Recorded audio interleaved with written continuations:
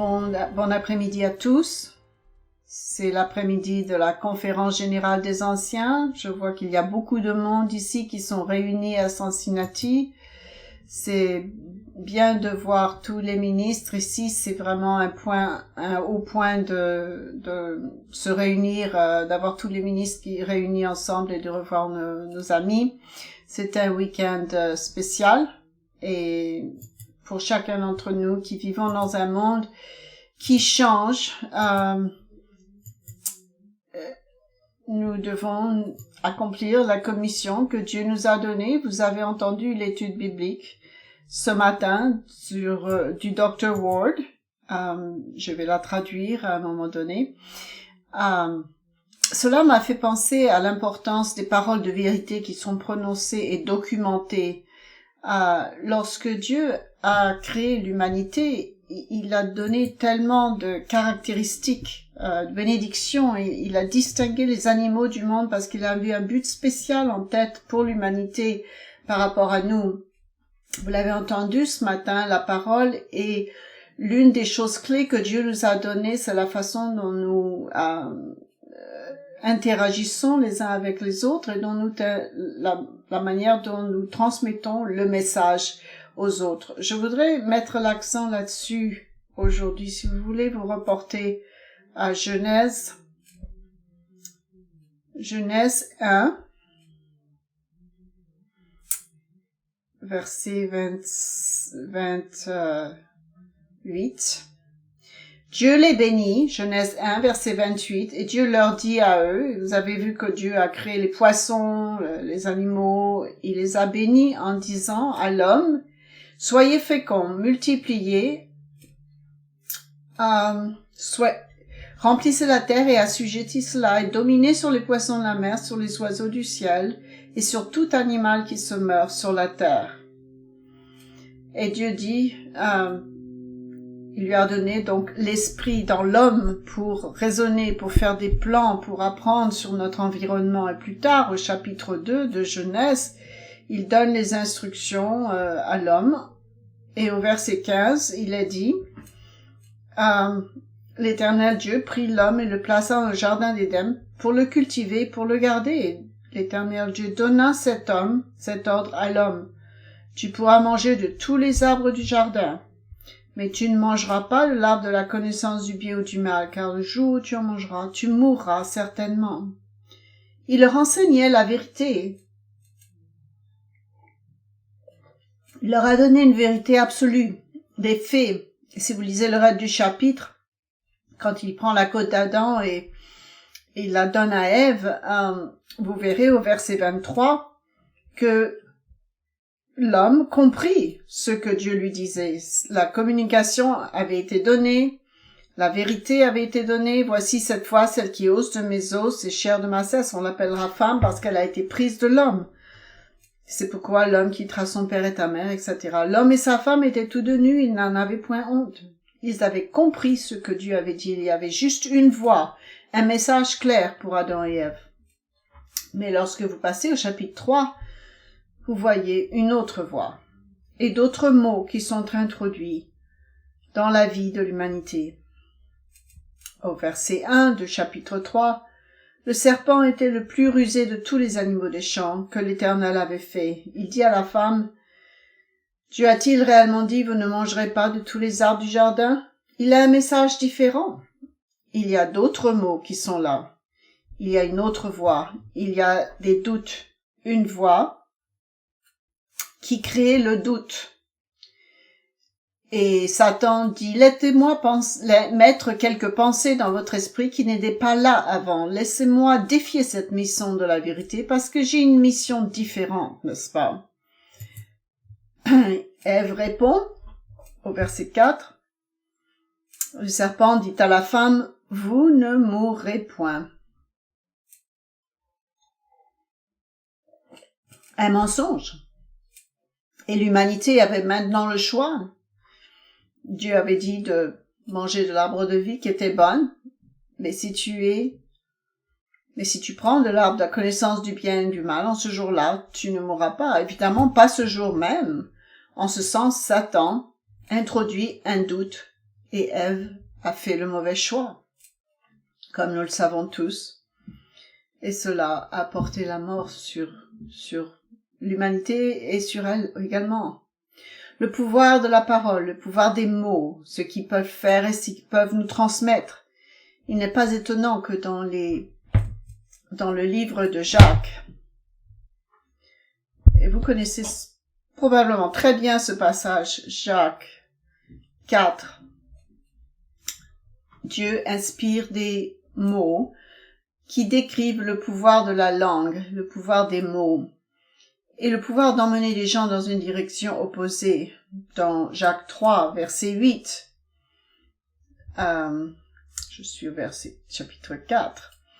La langue, aucun homme ne peut la dompter, mais c'est un mal qu'on ne peut réprimer. Elle est pleine d'un venin mortel. Par elle, nous bénissons le Dieu notre Père, et par elle, nous bénissons les hommes faits à l'image de Dieu. Avec quelques mots, nous pouvons bénir Dieu, et avec d'autres mots, nous pouvons faire toutes sortes de dégâts. Comme les paroles de Satan, nous pouvons maudire Dieu par nos actions, nous pouvons égarer les gens, nous pouvons créer le doute, nous pouvons répandre des rumeurs, nous pouvons détruire le caractère des autres, nous pouvons faire tout ce que nous voulons avec des mots. C'est la chair qui est en nous. Et aucun homme ne peut apprivoiser la langue. Chacun d'entre nous a regardé et a dit des choses dans nos vies que j'espère nous regrettons. Nous réalisons que seulement avec l'Esprit de Dieu pouvons-nous contrôler l'esprit des mots que nous avons, qu'ils seraient utilisés juste et bien.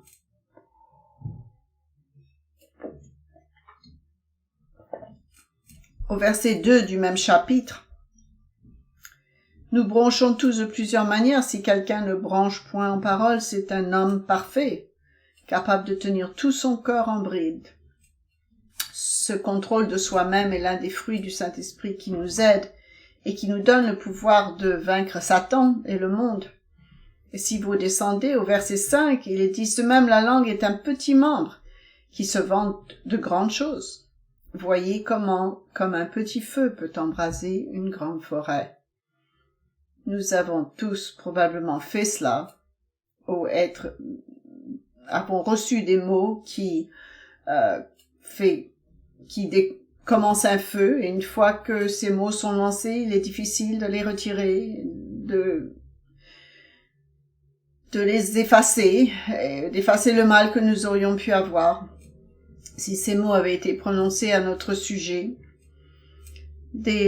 La langue est un feu, donc elle est placée parmi nos membres, souillant tout le corps et enflammant le cours de la vie, étant elle-même enflammée par la géhenne. Satan a utilisé ces premiers mots qui ont éloigné l'homme de Dieu, qui les a rendus confus et qui les a amenés à ne pas respecter la parole de Dieu.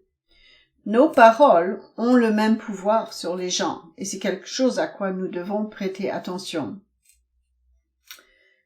Reportez-vous avec moi à Exode.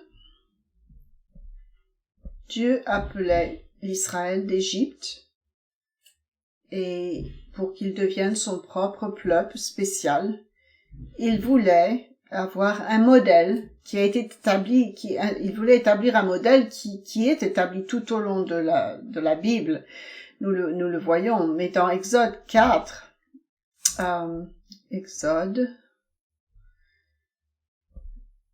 à l'époque de Moïse, et Dieu l'a appelé du buisson ardent, et lui dit qu'il a quelque chose en tête pour toi. Vous vous souvenez que Moïse avait excuse après excuse pourquoi il ne pouvait pas faire ce que Dieu voulait qu'il fasse. Donc, nous le reprenons au verset 10. Moïse dit à l'Éternel, « Ah Seigneur, je ne suis pas un homme qui ait la parole facile, et ce ni d'hier ni d'avant-hier. Et même depuis que tu parles à ton serviteur, car j'ai la bouche et la langue embarrassée. » L'Éternel lui dit, « Qui a fait la bouche de l'homme? Et qui rend muet ou sourd, voyant ou aveugle? N'est-ce pas moi, l'Éternel? Va donc, je serai avec ta bouche, et je t'enseignerai ce que tu auras à dire.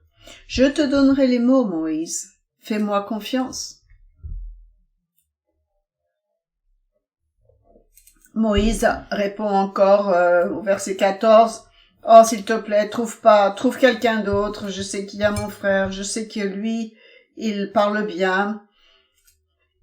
Le voici lui-même qui vient au-devant de toi. » Alors Dieu lui dit, « Tu lui parleras et tu mettras les paroles dans sa bouche, et moi je serai avec ta bouche et avec sa bouche, et je vous enseignerai ce que vous aurez à faire. Je vais vous donner les mots, vous les transmettez. Je vous rends responsable de parler et de transmettre mes paroles à mon peuple. » Et nous n'avons pas le temps de nous retourner à Exode 20, mais vous vous souvenez, au pied du mont Sinaï, comme les gens étaient là, ils ont tremblé en entendant la voix de Dieu, et ils ont dit, en voyant le tonnerre et les éclairs, ils ont dit, non, Moïse, ne laisse pas Dieu nous parler, tu nous parles. Alors c'est ce que Dieu a fait. Et à travers les âges, un modèle a été mis en place. Dieu a parlé à travers ses prophètes. Les petits prophètes, les grands prophètes, les grands prophètes, les anciens prophètes de Dieu leur a parlé. Combien de fois lisons-nous dans la Bible, « Ainsi dit le Seigneur, allez le dire à mon peuple. » Dieu a donné la parole et ils étaient transmis au peuple. C'était des paroles de vérité et ces prophètes et ces gens étaient responsables de délivrer ces mots exactement comme Dieu les avait donnés, avec soin. Reportez-vous à Zacharie.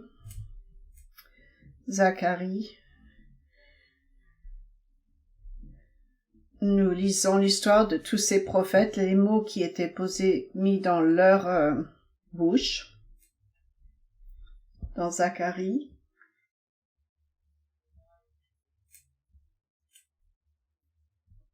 Dieu, à travers Zacharie, parle à son peuple. Est-ce qu'ils jeûnent vraiment pour eux-mêmes ou pour Dieu, ou pour voir la volonté de Dieu? Et dans Zacharie 7:7, « Ne connaissez-vous pas les paroles qu'a proclamées l'Éternel par les premiers prophètes, lorsque Jérusalem était habitée et tranquille avec ses villes à l'alentour? Est-ce que vous n'auriez-vous pas dû prêter attention à ce que ces prophètes vous disaient? » Et au verset 12, « Mais ils refusèrent d'être attentifs, ils eurent l'épaule repelle, ils endurcirent leurs oreilles pour ne pas entendre. Ils rendirent leur cœur dur comme le diamant pour ne pas écouter la loi et les paroles que l'Éternel des armées leur adressait par son esprit, par les premiers prophètes. Ils refusèrent d'écouter. Combien de fois les prophètes leur disaient des choses et les gens, le peuple disait, on ne veut pas entendre ce que Dieu a à dire. Mais Dieu, ici, nous dit que tous ces anciens prophètes qu'il avait envoyés ont reçu ces paroles par son esprit afin qu'il les transmette. Ils l'ont fait comme nous le lisons, les gens l'ont souvent rejeté. Tout comme Ève voulait croire à autre chose, qui bénéficierait davantage à ce qu'elle voulait, ou à lui rendre la vie facile. Rejeter Dieu et rejeter ce que les prophètes avaient à dire. Dans Acte 3, nous lisons quelque chose de similaire. Au verset 18, Acte 3, verset 18, nous voyons le même modèle qui est mis en jeu, qui se développe, qui montre au peuple toutes les prophéties que Dieu a données. Certaines ont été accomplies à la lettre, d'autres restent encore à être accomplies. Mais Dieu a accompli de la sorte ce qu'il avait annoncé par la bouche de tous ses prophètes, que son Christ devait souffrir. Et le message dont il est question ici, repentez-vous donc et convertissez-vous pour que vos péchés soient effacés, afin que des temps de rafraîchissement de la part du Seigneur viennent de la part et qu'il envoie celui qui vous a été destiné, Jésus-Christ, que celui qu'il devait recevoir jusqu'au temps du rétablissement de toutes choses.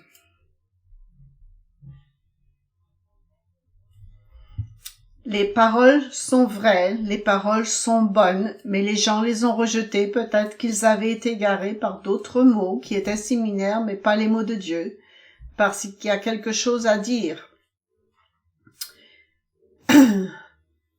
Vous devez connaître la parole de Dieu et en être proche et l'aimer afin qu'elle soit écrite dans votre cœur. À quel point connaissez-vous la parole de Dieu? Maintenant, alors que nous avons l'Esprit de Dieu, elle peut être dans notre cœur et nous sommes certainement responsables de le faire. Dans Hébreux, chapitre 1, Dieu parle à nouveau de parole. Après avoir autrefois à plusieurs reprises et de plusieurs manières parlé à nos pères par les prophètes, Dieu, dans ces derniers temps, nous a parlé par le Fils. Il l'a établi héritier de toutes choses. Par lui, il a aussi créé l'univers. Il nous a parlé par les prophètes, par le Saint-Esprit, mais il nous parle maintenant par le Christ. Ses paroles sont la vérité. Nous avons entendu ce matin dans Jean 6, 63 que ces paroles sont esprit et elles sont vie. Elles nous donnent la vie spirituelle. Porter une attention particulière à ces paroles. Jésus-Christ était très clair sur l'origine des paroles qu'il avait prononcées. Revenez en arrière sur dans Jean 12. Jean 12, je vais aussi faire référence à Jean 1 où il dit que la loi est venue par Moïse, mais que la grâce et la vérité sont venues par Jésus-Christ. Il a dit la vérité et nous a laissé un héritage, nous a laissé des paroles qui sont prononcées dans Jean chapitre 12. Des paroles que nous avons lues récemment en nous préparant pour la Pâque. Et c'est le verset 44 de Jean 12. Lisons tout simplement les paroles que le Christ a dit. Or Jésus s'est écrié, celui qui croit en moi croit, non pas en moi, mais en celui qui m'a envoyé. Si vous croyez en moi, vous croyez en Dieu le Père. Et celui qui me voit, voit celui qui m'a envoyé. Je suis venu comme une lumière dans le monde, afin que quiconque croit en moi ne demeure pas dans les ténèbres. Si quelqu'un entend mes paroles et ne les garde point, ce n'est pas moi qui le juge, car je suis venu non pour juger le monde, mais pour sauver le monde. Il dit, je sais que certains vont rejeter ce que j'ai à offrir, mais ce que je vous le donne, c'est des paroles de vie. C'est ce à quoi vous devez vous accrocher. Au verset 48, celui qui me rejette et qui ne reçoit pas mes paroles à son juge, la parole que j'ai annoncée, c'est elle qui le jugera au dernier jour, parce qu'elles sont la vérité, elles sont solides, c'est le mode de vie auquel Dieu nous a appelés, ce sont les mots pour vivre, et tout autre mot mène à la mort. Au verset 49, car je n'ai point parlé de moi-même, et le Père qui m'a envoyé m'a prescrit lui-même ce que je dois dire et annoncer. Et je sais que son commandement est la vie éternelle.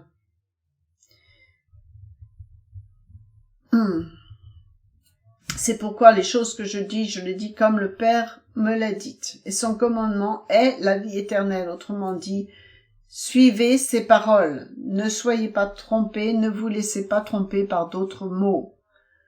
Tout ce que je vous dis comme le Père me l'a dit. Je lui dis comme le Père me l'a dit. Il a fait exactement, il a fait passer exactement les paroles que Dieu lui avait données. Il n'a pas parlé de sa propre autorité, mais les paroles que Dieu le Père lui avait données. Dans Jean 14 maintenant, au verset 6, « Je suis le chemin, la vérité et la vie. Dieu ne vient au Père que par moi. Si c'est ce que vous cherchez, alors faites attention à ce que je dis et suivez-moi. Le Christ est le seul chemin vers le salut. » Cela nous dit ça dans Actes 4, 12 et dans d'autres endroits dans la Bible. Mais au verset 10, il répète encore que c'est le Père qui lui a donné la parole. Ne crois-tu pas que je suis dans le Père, que le Père est en moi? Les paroles que je vous dis, à nouveau, il dit, je ne parle pas de moi-même. Et le Père qui demeure en moi, c'est lui qui fait les œuvres. Et au verset 24, à nouveau, Il dit, celui qui ne m'aime pas ne garde point mes paroles. Et la parole que vous entendez n'est pas de moi, mais du Père. Autrement dit, c'est un thème. C'est un thème qui revient constamment, que le Christ n'a fait que passer les paroles de son Père. Puis au verset 25, il le dit à nouveau, je vous ai dit ces choses pendant que je demeure avec vous, mais le Consolateur, l'Esprit Saint, que le Père enverra en mon nom, il vous enseignera toutes choses et vous rappellera tout ce que je vous ai dit.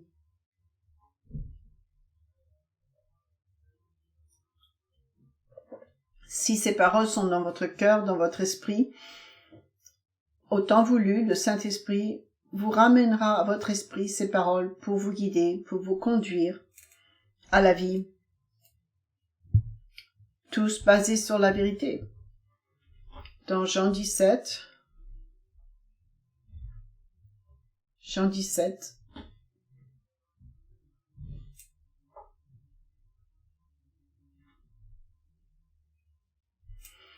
sa mission sur terre ce jour-là, le jour de la Pâque,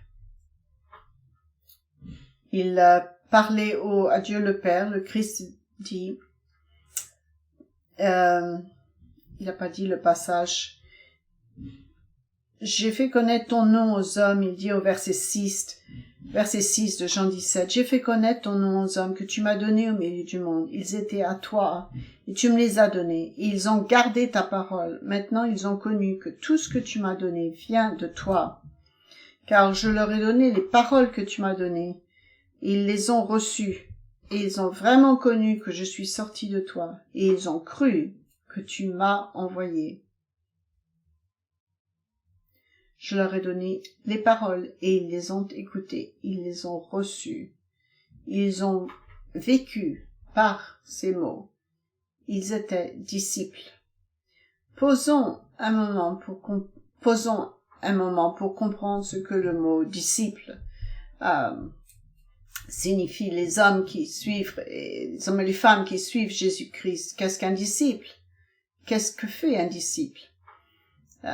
Les gens du monde ont tendance à confondre et disent simplement qu'un disciple est un étudiant. Et en effet, oui, c'est un étudiant. Mais c'est beaucoup plus que ça. Dans Jean 17, dans Luc 6, ça définit une partie de ce qu'est un disciple. C'est l'une des définitions d'un disciple. Verset 40. Le disciple n'est pas plus que le maître, mais tout disciple accompli sera comme son maître. C'est le but que vous et moi avons, de devenir comme le Christ. Penser comme lui, avoir l'esprit de Christ en nous, agir comme lui, parler comme lui, parler les mêmes choses que lui, d'être conduit par l'Esprit comme lui, étudier sa parole afin de devenir comme lui. À nouveau, on en revient à étudier et à lire notre Bible régulièrement.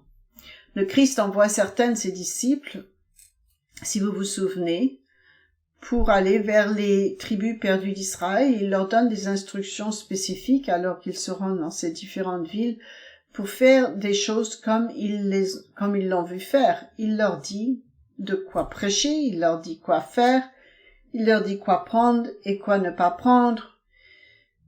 Il leur dit de savoir comment réagir quand quelqu'un ne veut pas recevoir les paroles. Dans Matthieu 10, verset 24, il dit à nouveau, le disciple n'est pas plus que le maître, ni le serviteur plus que son maître. Il suffit au disciple d'être traité comme son maître. Et c'est le but, n'est-ce pas? Éphésiens 4 vous dit que nous devons arriver à la mesure de la plénitude de la stature de Jésus-Christ. C'est suffisant, c'est-à-dire que soyez comme Jésus-Christ en tous les aspects de notre vie. Il y a des personnalités individuelles, bien sûr, mais il y a un seul esprit, une seule vérité, une doctrine, un baptême, un mode de vie, un chemin vers le salut par Jésus-Christ. Devenez comme lui. C'est suffisant pour un disciple qu'il soit comme son maître. Si nous vous remontons dans le chapitre à l'endroit où il les envoie, au verset 7,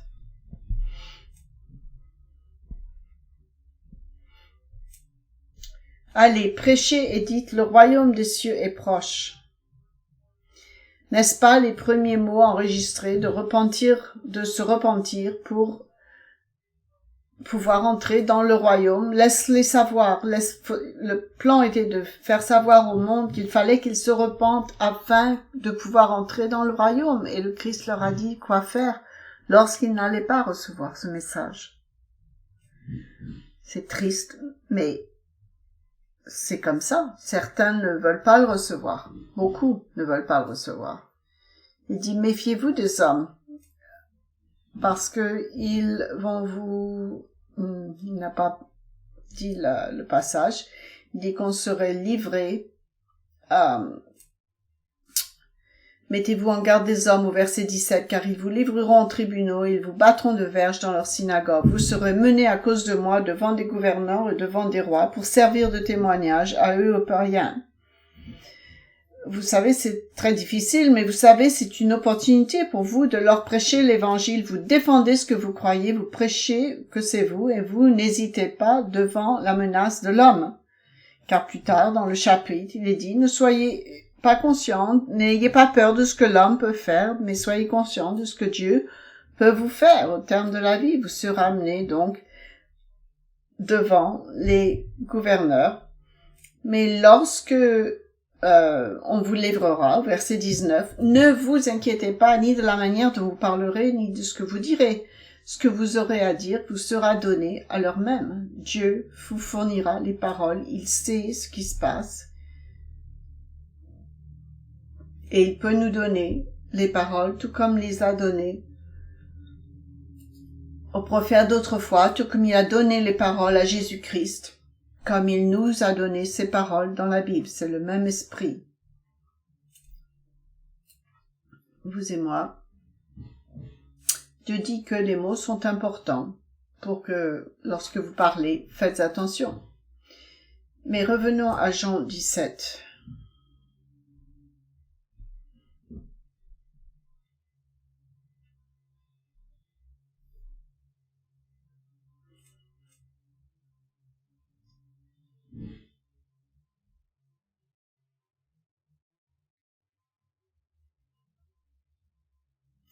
Verse 13. Et le Christ, priant à nouveau, dit, maintenant je vais à toi, et je dis ces choses dans le monde, afin qu'ils aient en eux ma joie parfaite. Je leur ai donné ta parole, et le monde les a haïs, parce qu'ils ne sont pas du monde, comme moi je ne suis pas du monde. Je ne te prie pas de les ôter du monde, mais de les préserver du malin. Ils ne sont pas du monde, comme moi je ne suis pas du monde. Sanctifie-les par ta vérité, ta parole est la vérité. Comme tu m'as envoyé dans le monde, je les ai aussi envoyés dans le monde. Ce n'est pas pour eux que je prie, mais encore pour ceux qui croiront en moi par leur parole, au verset 20. À nouveau, il est question de parole ici. Quelle parole? La parole que Jésus-Christ a laissée pour nous, pour enseigner aux autres dans cette commission. Enseigner aux nations d'observer toutes choses. Prêchez-le clairement et à haute voix. Le pouvoir de la parole et des mots est convaincant quand elles viennent de Dieu. Ils croiront à leurs paroles parce qu'elles viennent de Dieu, à travers les prophètes, à travers Jésus-Christ.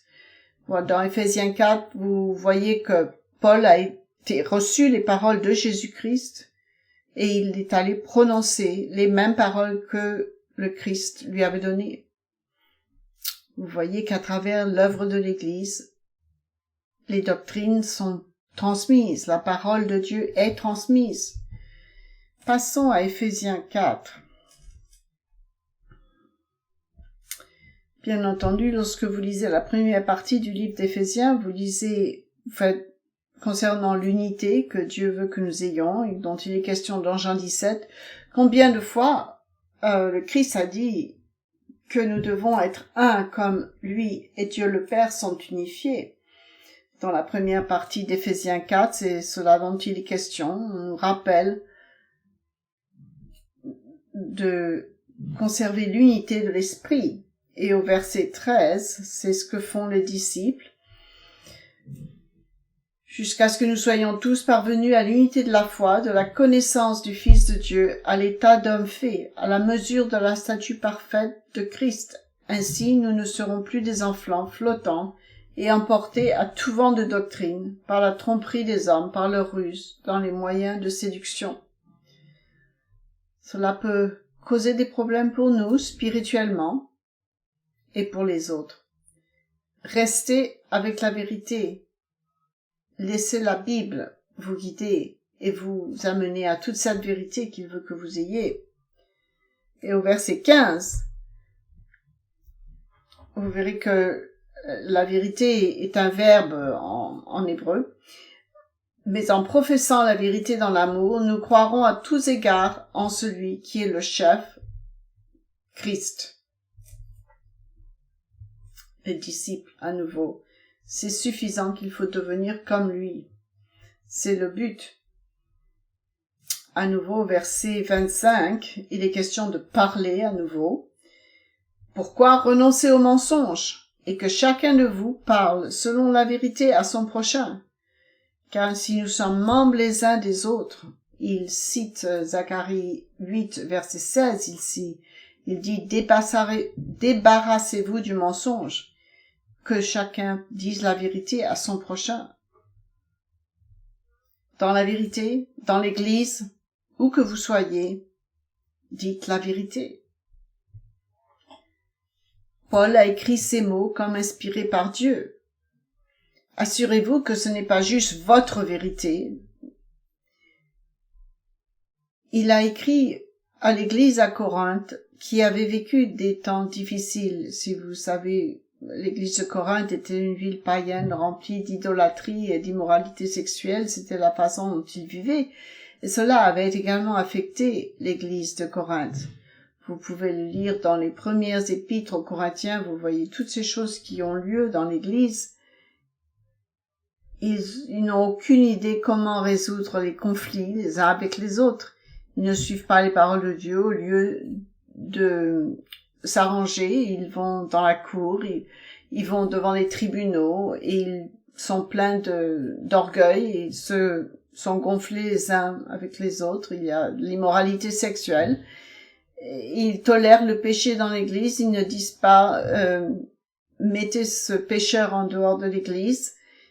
Ils sont habitués par les actions comme s'ils le toléraient.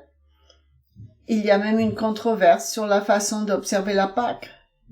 Comment observons-nous la Pâque, même si les commandements de Dieu sur la Pâque sont très clairs?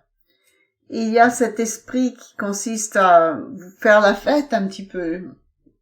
Oh, ah non, pas un esprit de parti pris. Oh, je suis de cet homme et toi tu es de cet autre homme.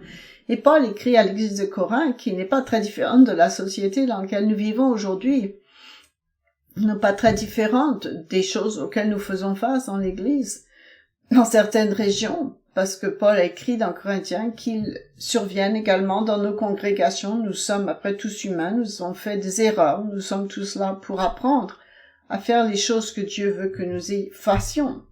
Alors, reportez-vous à 1 Corinthiens,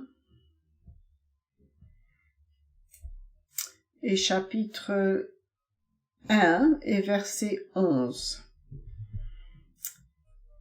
Car mes frères, j'ai appris à votre sujet par les gens de Chloé qu'il y a des rivalités au milieu de vous.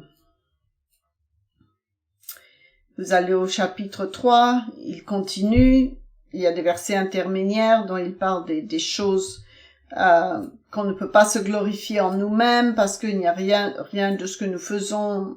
Nous pouvons vraiment nous glorifier parce que l'honneur doit revenir à Dieu et il y a des divisions et de l'envie et des luttes parmi vous. Il dit, nous sommes tous en Christ. C'est sa parole que nous sommes censés supposer vivre et parler. Ce sont ses paroles qui nous unissent, comme son esprit nous unit également. Donc, il passe à travers ce processus. Mais si vous revenez à 1 Corinthiens 1, Paul expose la raison principale pour laquelle ces choses se passent dans leur église à Corinthe. Oui, il y a de la nature charnelle, nous savons qu'il y a. Au verset 10, il dit quelque chose de très simple et de très vrai. Je vous exhorte, frères, par le nom de notre Seigneur Jésus-Christ, à tenir tous un même langage. C'est ce que vous avez à apprendre à Éphèse, à Thyatire, à Thessalonique. C'est la même chose que vous allez entendre à Cincinnati, à San Diego. C'est le même message en Afrique, en Asie, en Europe, où que vous soyez. Nous devons parler tous le même langage. Et il y a ce mot qui veut dire, c'est une conjonction incertaine ici le